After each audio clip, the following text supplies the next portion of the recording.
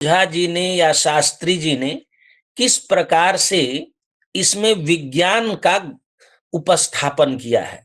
विज्ञान भाष्य है तो इसमें विज्ञान क्या है। आज का जो विज्ञान है वह विज्ञान नहीं है, वैदिक विज्ञान क्या है। तो जो पहला प्रकरण था व्रतोपायन प्रकरण, उस व्रतोपायन में उन्होंने लिखा कि व्रत ग्रहण करने से पूर्व यजमान जो है आह्वनीय और गार्हपत्य अग्नि के बीच में पूर्वाभिमुख हो करके आचमन करता है। व्रतम उपैष्णन अंतरेण आह्वनीयम च गार्हपत्यम च प्रांग तिष्ठन अपह उपस्पृशति। क्यों अपह उपस्पृशति आचमन क्यों करता है? क्योंकि तद यद अपह उपस्पृशति, क्यों अपह का आचमन करता है, जल का आचमन क्यों करता है? तो कहा कि आदमी जो है संस्कार ग्रहण करने योग्य नहीं होता है, क्योंकि वह झूठ बोलता है। प्रायः मनुष्य स्वभाव से झूठ बोलने वाला था। पुरुषो यद अनृतम वदति, और उसकी पवित्रता जरूरी है। तेन पूति अंतरतः मिथ्या वही आपह, और जल जो है वो पवित्र करने वाला होता है। जल से पवित्र होता है आदमी, अग्नि से पवित्र होता है, ये पवित्र करने वाले हो। तो आपह मिथ्या वा आपह मिथ्यो भूत्वा व्रतम उपायानीति, मिथ्य होकर पवित्र होकर के हमें व्रत ग्रहण करना चाहिए। और मिथ्यो भूत्वा, और इसलिए पवित्रम वा आपह, जल जो है वो पवित्र करने वाले होते हैं। पवित्र पूतो व्रतम उपायानीति, और पवित्र होकर मुझे व्रत लेना चाहिए। तस्माद् वा अपह उपस्पृशति, इसलिए वह जल का आचमन करता है। इस इतना ही प्रकरण पर ओझा जी ने व्याख्यान किया। यहाँ इसकी वैज्ञानिक व्याख्या की। इसकी वैज्ञानिक व्याख्या के दो संदर्भ थे। एक था आह्वनीय और गार्हपत्य, इन दोनों के बीच में। तो कहा भैया आह्वनीय और गार्हपत्य कहां से आ गया? तो उन्होंने कहा यज्ञ दो प्रकार के होते, वितान यज्ञ और पाक यज्ञ। तो वितान यज्ञ को कहा ये श्रौत यज्ञ होते हैं, और पाक यज्ञ को कहा स्मार्त यज्ञ होते हैं। श्रौत यज्ञ में ही आह्वनीय, गार्हपत्य और दाक्षिणाग्नि, इन तीन अग्नियों का प्रयोग होता है। तीन अग्नियां रहती हैं, इसीलिए यज्ञ को त्रेताग्नि भी कहते। त्रेताग्नि जहां होती है वही यज्ञ होता है। इसीलिए इन तीनों अग्नियों का जो स्वरूप है वह तीन लोकों से है। गार्हपत्य अग्नि पृथ्वी स्थानीय है, दक्षिणाग्नि अंतरिक्ष स्थानीय है, और आह्वनीय द्युस्थानीय है। तो इसको वितान यज्ञ क्यों कहते हैं? तो कहा वितान इसलिए कहते हैं कि ये तीनों लोकों में व्याप्त है। यह अग्नि तीनों लोकों में, पृथ्वी स्थानीय से लेके द्युस्थान पर्यंत ये तीनों अग्नियां व्याप्त हैं। तीनों लोकों में व्याप्त होने के कारण ये जो अब दो तरह के यज्ञ हो गए, एक प्राकृतिक यज्ञ और एक द्रव्य यज्ञ, जो हम भूत यज्ञ संसार में यज्ञ करते हैं, और एक प्राकृतिक यज्ञ चल रहा है।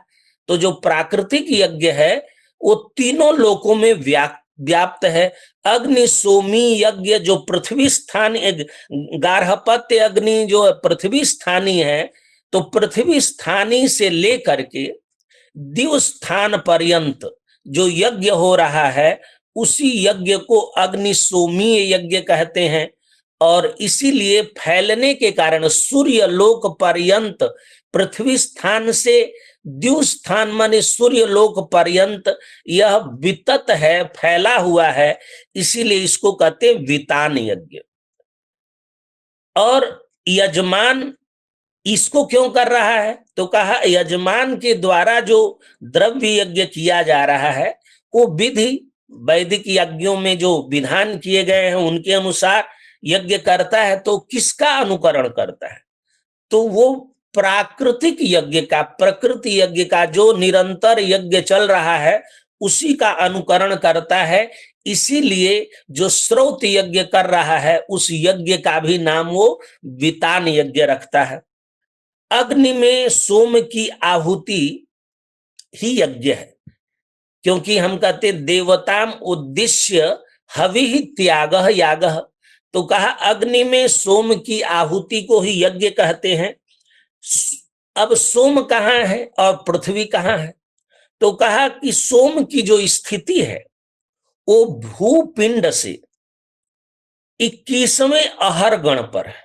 21वें अहरगण का मतलब हुआ 21 स्तोम पर है। अब ये अहरगण क्या है?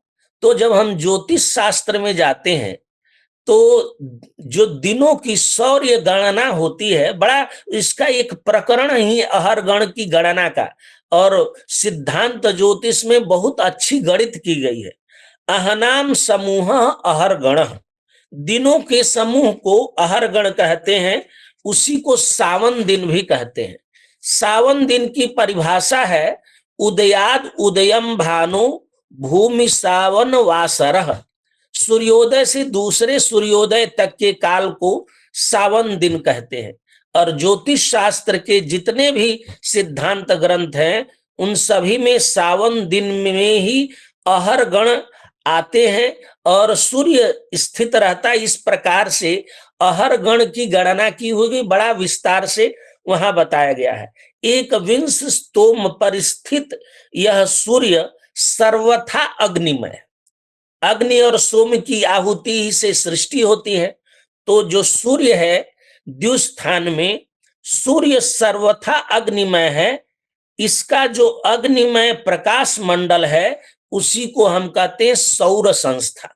जो अग्नि है और अग्नि का प्रकाश मंडल है, उस प्रकाश मंडल को हम सौर संस्था कहते हैं। और उस सौर संस्था के चारों ओर कह रहे हैं कि सोम समुद्र से भरा हुआ है। सोम समुद्र है, सौर्य संस्था के चारों ओर सोम समुद्र है। आकाश में व्यापक अन्न रूप सोम के लिए वो सोम समुद्र है। तो उसके लिए ऋग्वेद में एक मंत्र है, त्वमिमा औषधि सोम त्वमा ततंथोर्वंतरिक्षम त्वम, कह करके सोम तुम इस विशाल अंतरिक्ष में व्याप्त हो। उस सोम सौर संस्था के चारों ओर सोम व्याप्त है।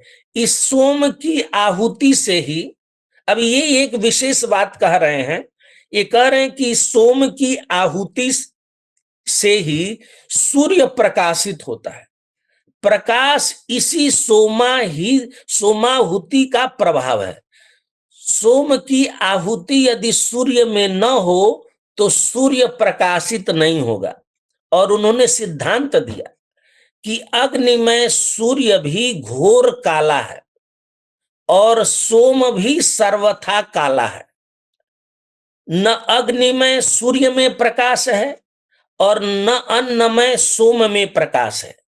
प्रकाश है दोनों के समन्वय में। सोम और सूर्य का जब समन्वय होता है, अग्नि का, द्युस्थानी अग्नि का समन्वय होता है, तब प्रकाश होता है। तो उन्होंने उदाहरण दिया कि जिस प्रकार द्रव्य अग्नि में आहूत घृत तैल आदि दाह्य पदार्थ ज्वाला उत्पन्न करते हैं, वैसे ही सोम सौराग्नि में हुत होकर सूर्य को प्रकाशमय बना देता है। जैसे आग है और आग में हमने घी डाला तो एकदम ज्वाला उत्पन्न होती है, प्रकाश उत्पन्न होता है। ठीक उसी प्रकार में सूर्य में सोम की जब आहुति होती है तब वह प्रकाश होता है। प्रकाश का एकमात्र कारण सोमाहुति है। अतएव सोम के लिए ऋग्वेद में कहा गया त्वम ज्योतिषा वितमो वर्थ, तुम ज्योति से संपूर्ण अंधकार को दूर करने वाले हो, तुमने दूर कर दिया है। कहा जाता है कि जिस दिन सोमाहुति नहीं होगी, सौर अग्नि नहीं रहेगी। जिस दिन सौर माने संवत्सर यज्ञ नहीं रहेगा, उस दिन संपूर्ण ब्रह्मांड लयावस्था में जाएगा। और नूनम जनाः सूर्येण प्रसूताः, प्राणी मात्र सूर्य से ही प्रसूत है। इस सोमाग्नि, सोम और अग्नि का जो मिलन है, इसी से संपूर्ण सृष्टि हुई है। सूर्य आत्मा जगतस्तस्थुषश्च में जंगम और स्थावर दोनों की आत्मा को सूर्य कहा गया है। निरंतर होने वाली इस सोमाहुति के कारण सूर्य अग्निहोत्र कहलाता है। सूर्य क्या कहलाता है? अग्निहोत्र। इसका भी उन्होंने उदाहरण दिया शतपथ ब्राह्मण का। सूर्यो ह वा अग्निहोत्रम तद यत एतस्याह अग्र आहुतेः उदयित तस्मात् सूर्योग्निहोत्रम। सूर्य अग्निहोत्र है, ये शतपथ ब्राह्मण का वचन। इस प्रकार इस प्राकृतिक अग्नि सोमात्मक यज्ञ को, जिसको हम संवत्सर यज्ञ कहते हैं, इसी संवत्सर यज्ञ से संपूर्ण विश्व का निर्माण हुआ है। और इसी संवत्सर यज्ञ को प्रजापति भी कहते हैं। अग्नि सोमात्मकम जगत, यह श्रुति चरितार्थ होती है। सह अस्मिन एव अभीक्षमाण। अब ये प्रकरण यहाँ खत्म हो करके फिर प्रकृत पर आते हैं शास्त्री जी और कहते हैं, इस माने अग्नि आह्वनीय और गार्हपत्य, आह्वनीय और गार्हपत्य दोनों अग्नियों को देखता हुआ सह अग्निम एव अभीक्षमाणः व्रतम उपैति। यह यजमान आह्वनीय अग्नि को देखता हुआ व्रत ग्रहण करता है। अग्ने व्रतपते व्रतम चरिष्यामि तच्छेकम तच्छेकेयम तन्मे राध्यताम अग्निर्वै देवानां व्रतपति तस्माद् एवैतत् प्राह व्रतम चरिष्यामि तच्छकेयम तन्मे राध्यताम नात्र तिरोहितम एवास्ति। उन्होंने कहा इसमें कुछ छिपी हुई बात नहीं है। अग्नि ही व्रतपति है, अग्नि ही देवों का व्रतपति है। इत्यादि यहाँ प्रकरण यहीं पर समाप्त करते हैं। मैं केवल इतना ध्यान आप सबका दिखाना चाहता हूं कि 3 अग्नियों की बात करते हुए उन्होंने अग्नि की प्राकृतिक स्वरूप पर चर्चा करते हुए सूर्याग्नि और सोमाहुति के द्वारा प्राकृत यज्ञ का स्वरूप निरूपित किया। यह आज के विज्ञान के द्वारा न जाना जा सकता है, क्योंकि उनका एक्सपेरिमेंटल है और हमारा एक्सपेरिमेंटल नहीं है, हमारा ऋषियों के द्वारा दृष्ट है। उन्होंने इस रियलिटी का साक्षात्कार किया था। साक्षात्कृत धर्मा ऋषि हैं, तो उन्होंने हमारे जो ग्रंथों में, वैदिक ग्रंथों में जो सृष्टि विषयक विमर्श किया है, यही हमारा वैदिक विज्ञान है। तो प्राकृत यज्ञ भी चलेगा और द्रव्य यज्ञ का भी निरूपण होगा। इस विशिष्ट विधि से ओझा जी और शास्त्री जी ने इस विज्ञान भाष्य के द्वारा, विशेषकर शास्त्री जी ने इस व्याख्यान को प्रस्तुत किया है